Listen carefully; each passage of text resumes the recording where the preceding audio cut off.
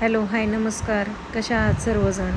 तर आम्ही खरंच खूप नशीबवान आहोत की आमच्या इथून संत ज्ञानेश्वर महाराज आणि तुकाराम महाराजांची पालखी जाते. तर आज सकाळी सर्व वारकरी मंडळी आली होती, त्यांच्यासाठी चहा बनवला होता.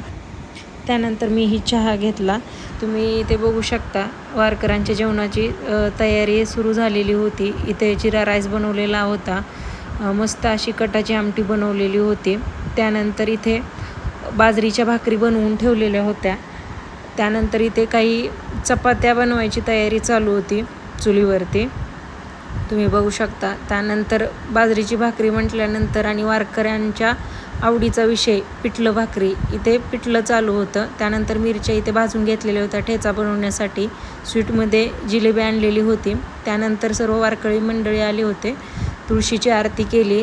त्यानंतर सर्वांनी संकल्प सोडला आणि तुम्ही बघू शकता अशा पद्धतीने सर्व वारकरी मंडळी जेवण करायला बसले. तर एवढाच होता आजचा व्हिडिओ. आवडल्यास लाईक शेअर सबस्क्राईब करा.